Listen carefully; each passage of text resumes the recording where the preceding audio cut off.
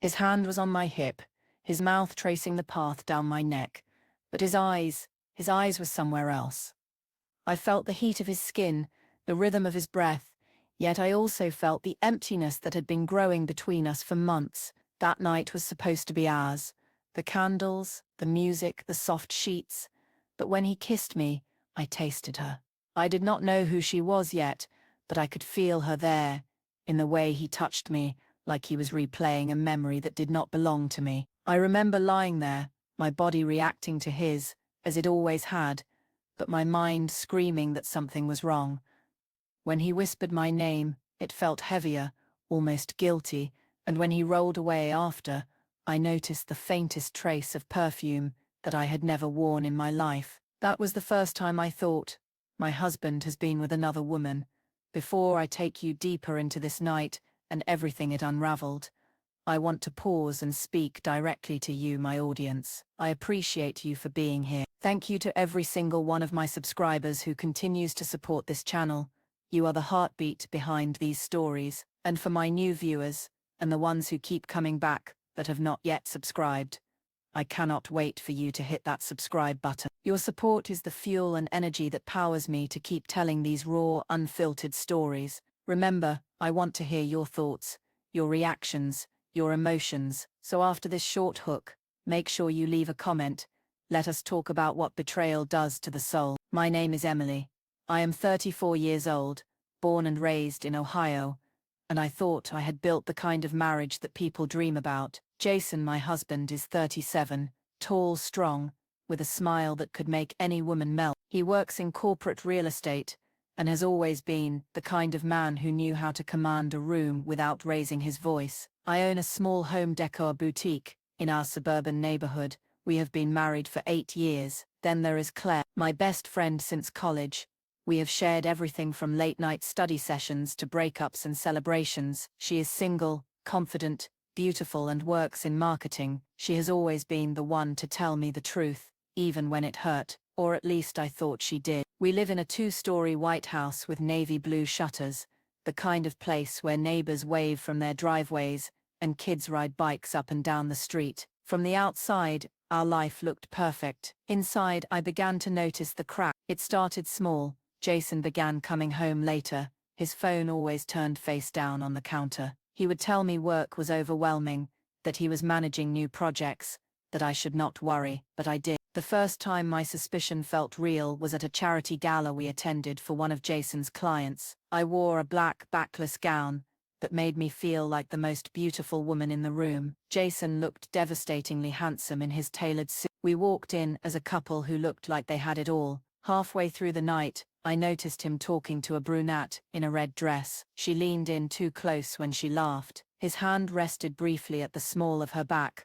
when he guided her toward the bar. I stood frozen for a moment before he came back to me, kissing my temple like nothing had happened. When I asked who she was, he told me she was just a client, but the way her eyes lingered on him from across the room told me otherwise. After that night, my thoughts became louder. Every time he smiled at his phone, every unexplained late meeting, every change in his cologne or the way he shaved, it all fed into my fear. I told myself I was being paranoid. I told myself I trusted him, but deep down, something was shifting. It was a Thursday when the moment happened, the one that began the undoing of everything we had built. Jason had gone to work late again, but came home just before midnight. He smelled faintly of wine and something floral. We ended up in bed, the way couples do when they are trying to close the gap without addressing the cause. His hands were warm, his lips soft, but his mind was far away. I could see it in the way he avoided my eyes when I tried to hold his gaze. When it was over,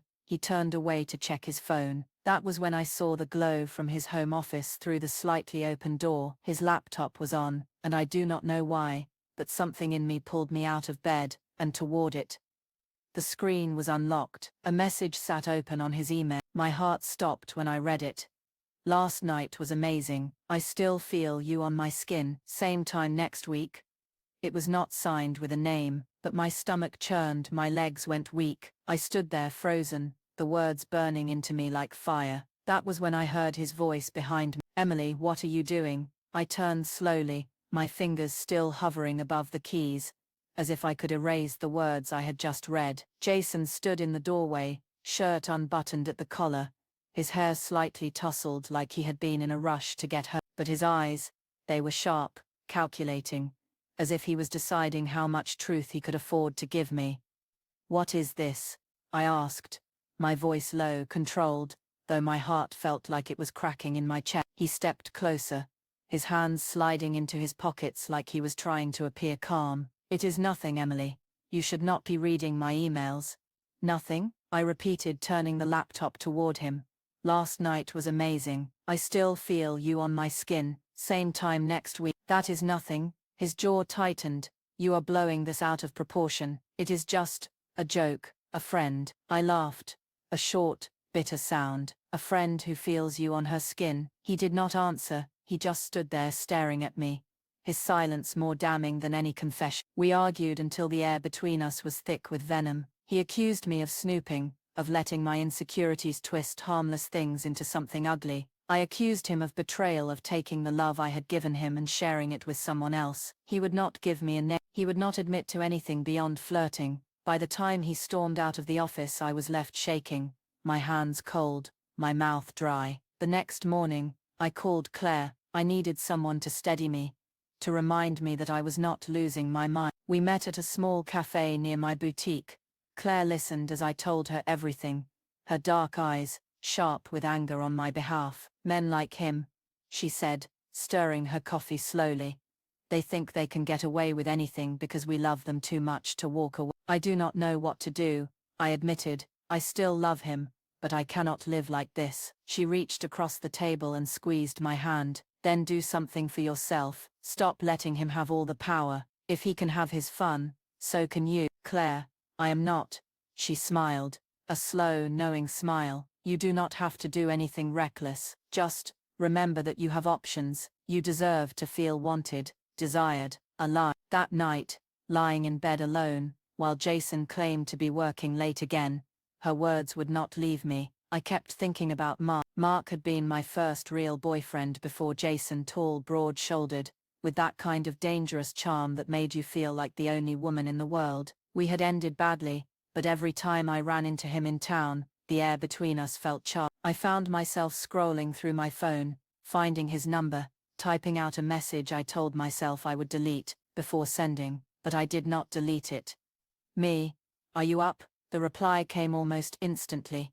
"Mark, for you, always." We met at a hotel on the outskirts of town. I told myself it was just to talk, that I needed to feel seen, heard, touched without suspicion or guilt hanging in the air. But the moment I opened the door to the dimly lit room and saw him standing there, I knew talking was the last thing we were going to do. Mark stepped forward, his hands sliding into my hair before his mouth found mine. It was hot, hungry, the kind of kiss that made you forget every reason you had for staying away. His jacket fell to the floor, my dress slid down my shoulder. Every touch reminded me of who I used to be before Jason, a woman who could lose herself in the heat of the moment without thinking about the consequences. By the time it was over, I was lying tangled in sheets that did not belong to my marriage, my body trembling, my mind screaming. Driving home, the guilt hit me like a wave. I had crossed a line I could never uncross. Jason's betrayal no longer felt like the only wound between us. Now, I had created my own,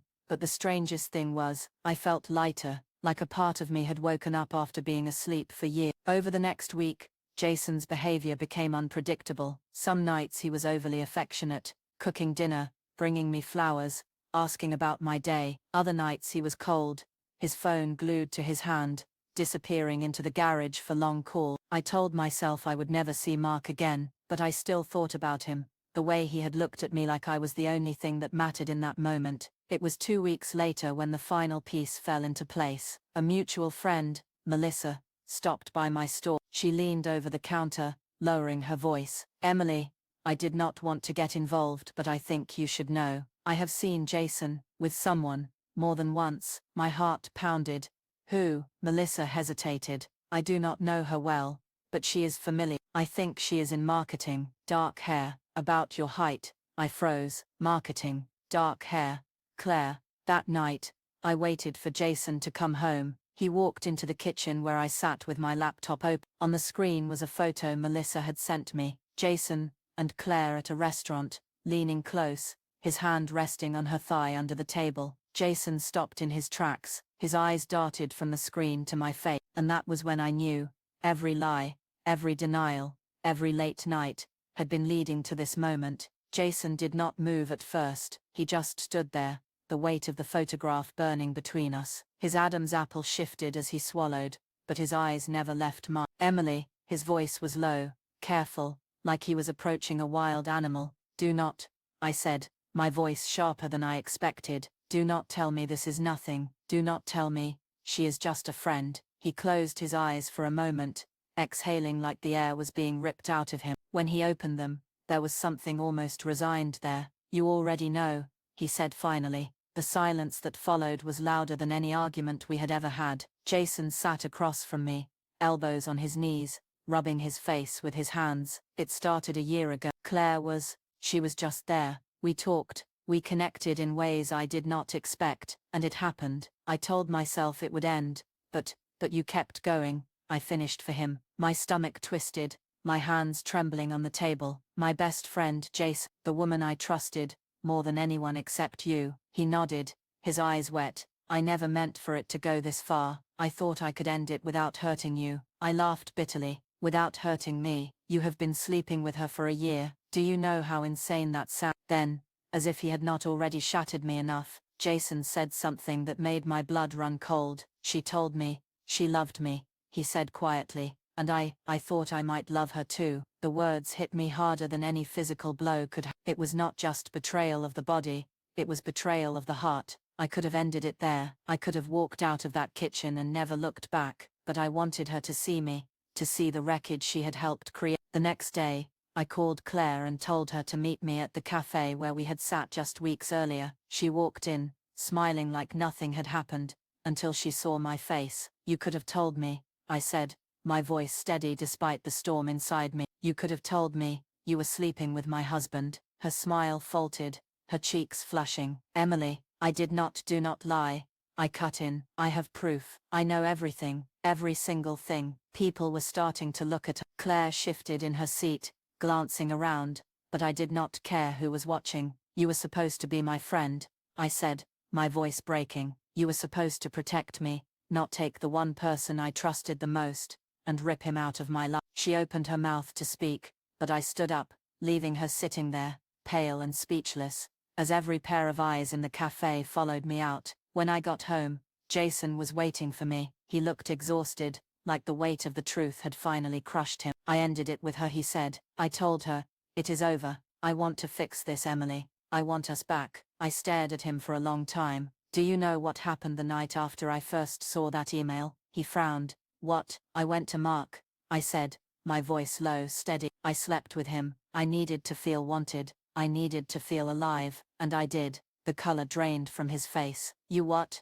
You are not the only one who broke our vows, Jason, I said, but at least I did not do it with my best friend. For a moment, I thought he might explode, but instead, he just looked empty, like he had nothing left to fight for. I guess we are both guilty, he said finally, but I was ready to choose you. I was ready to come back, and now it is too late.